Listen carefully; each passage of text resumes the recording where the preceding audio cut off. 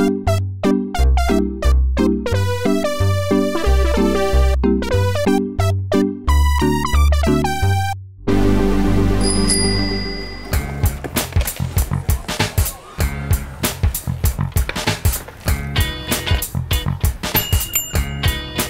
mani sauc Anna. Var pie jums? Markus, Anna. iepazīsties, tā ir Anna. Paroli zini? Skūteris. Nebūs. Keit. Siskudrils. Ai, man taču viena alga. Nu, pareizi. Super. Ja kas, man sauc Emīlija.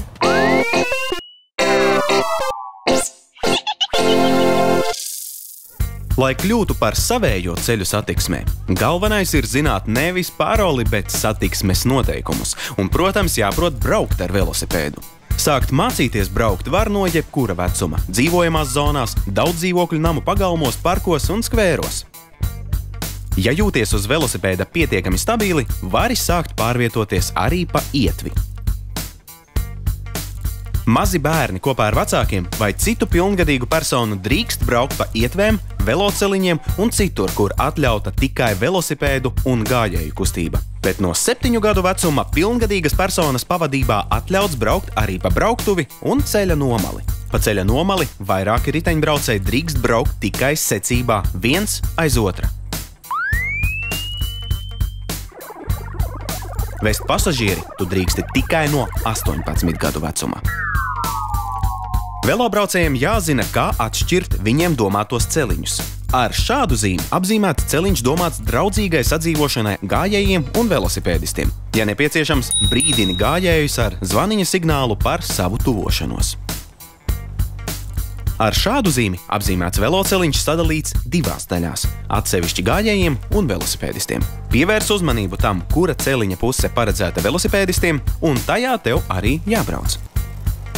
Ja veloceļš paredzēts divvirzienu satiksmei, tad noteikti jāturas pēc iespējas tuvāk labajai malai. Protams, gājējiem un velobraucējiem jābūt draudzīgiem vienam pret otru.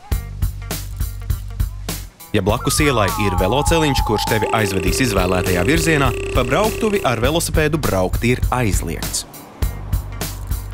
Savukārt, pat jau uz brauktuves ierīkota velojosla, bērniem, kuri jaunāki par 12 gadiem un velobraucējiem, kas tos pavada, atļauts braukt arī pa ietvi.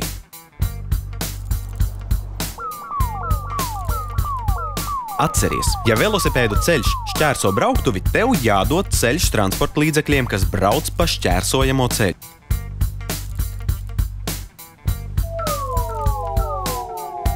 No 10 gadu vecuma tu vari braukt gan pa ietvi, gan veloceliņu, gan arī pa velojoslu vai brauktuvi un ceļa nomali pilnīgi patstāvīgi tikai tad, ja tev ir velosipēdista apliecība un jūties drošs izvēlētajā ceļā.